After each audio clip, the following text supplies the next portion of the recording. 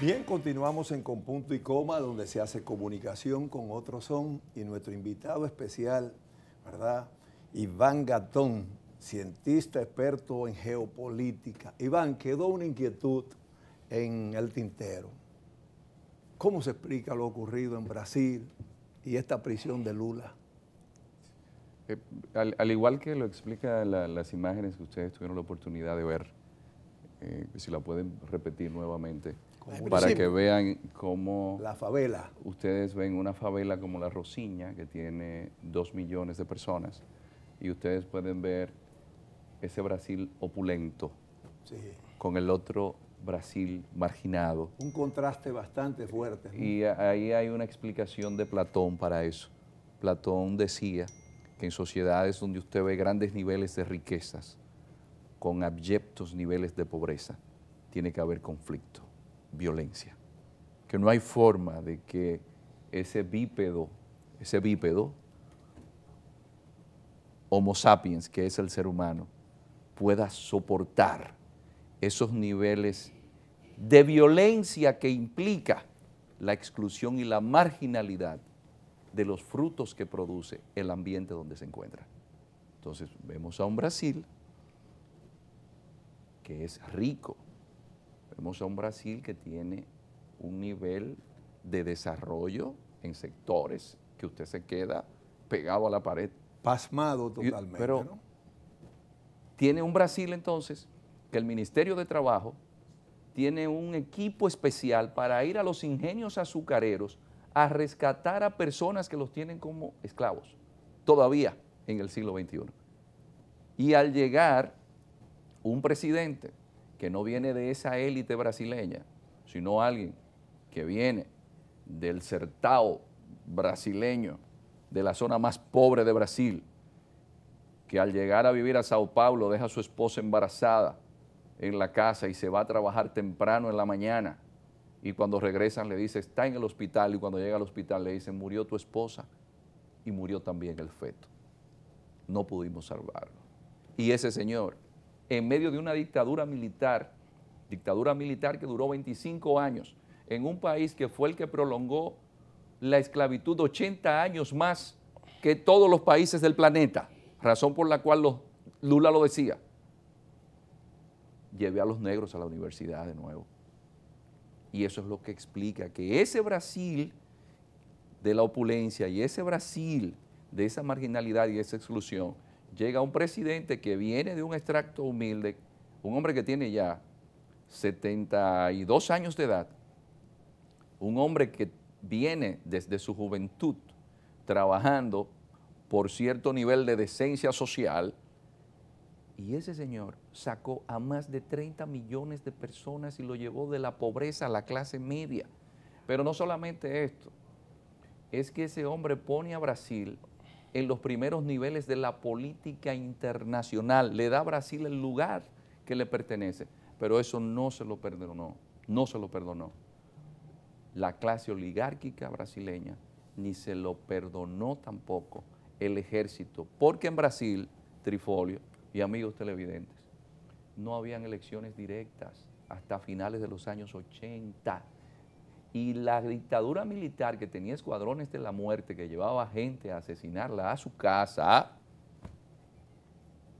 aprobaron leyes de perdón y olvido para que se quedaran impunes los crímenes de la dictadura. Ahí yo le había comentado a usted de una famosa canción brasileña que se llama A pesar de usted. Sí, la tenemos por ahí, Iván, y la vamos a colocar. Sería también interesante antes, con su permiso, colocar algunas imágenes sobre el famoso certamen brasileño, para que la gente tenga una idea de lo que es realmente una zona también de una pobreza espantosa, ¿no? Esa zona del Sertão es la que va en la dirección que ustedes, cuando ven el planeta Tierra, ven como que una parte de Brasil una vez encajó con una parte del África. Y es la misma línea que entonces el Sertão brasileño sería el Sahel de la parte de África, donde está la parte de toda esa zona árida, seca. Y es para que ustedes vean la pobreza que hay en toda esa zona de Brasil. Entonces vemos un Brasil de marginalidad, de exclusión. Un Brasil, señores, que debo decirlo siempre, en el año pasado murieron, fruto de la criminalidad, más de 45.000 personas. Ni en Afganistán, ni en Siria, que hay guerra, murieron tanta gente. Y entonces, ¿cuál será el desenlace de esta situación en Brasil? Por eso le Iván? decía lo de Lula. A Lula, en primer lugar, lo acusan de haber adquirido un apartamento que había adquirido una empresa contratista que se había beneficiado de obras del Estado, pero el asunto es que Lula no vivió en el apartamento. No hay un solo documento que compruebe que él vivió en el apartamento. Y eso se puede ver en el interrogatorio que se publica. Y cuando se dicta la sentencia, para que los amigos televidentes tengan una idea, es por íntima convicción del juez. Y en la íntima convicción del juez, cuando se hace entonces la evaluación, de los 11 jueces, 6 votan a favor, 5 votan en contra, pero es por causas indeterminadas que se le condena. Es decir, que usted esté enviando a prisión al hombre que tiene los más altos niveles de popularidad para que en las elecciones de octubre gane las elecciones, y por causas indeterminadas, usted lo va a llevar a prisión por 12 años. Entonces, hay algo más externo. No, es que aquí hay toda una trama, una confabulación que comenzó desde el momento en que Dilma Rousseff, que era el alfil político de Lula, la destituyen del gobierno sin haber cometido corrupción. Recordemos que a Dilma la destituyen por haber movido de una cuenta de una institución del gobierno para suplir un déficit de otra institución del gobierno. Algo que hicieron siempre todos los presidentes brasileños. Pero ella abrió la caja de Pandora y fue una línea del Partido de los Trabajadores que ha sido el más perjudicado con estos casos de corrupción, cuando paradójicamente era el que quería eliminar la corrupción. ¿Y a dónde va a parar esto? Trifolio. Brasil es un país riquísimo y en el gobierno de Lula se descubre un yacimiento de petróleo que harán de Brasil la próxima Arabia Saudita en aguas profundas. Ya en Brasil comenzaron a privatizar. Brasil era el país que estaba compitiendo con Airbus y con Boeing vendiendo aviones de pasajeros, pero ahora ya se está hablando de la privatización de Embraer. Todo es... Eso es parte del celo que hace referencia William Rodríguez, que dice, fue por celo realmente. Es que hay un tema, y esto yo creo que... Ese es el celo. El celo, y yo creo que la preocupación que debemos tener.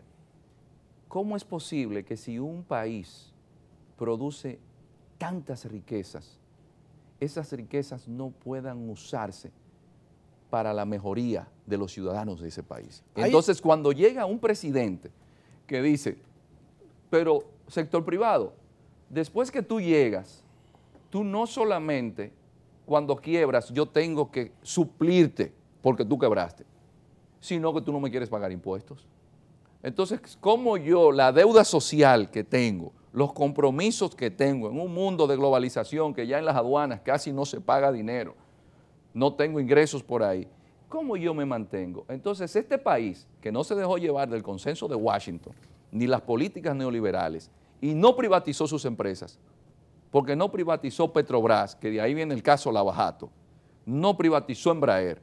Entonces, este país, que ese dinero comenzó a dejar que se cayera algo de la mesa porque llega un gobierno como el de Lula, tú le vas a quitar a la gente la oportunidad de que tenga esperanza de salir de la marginalidad y la exclusión social.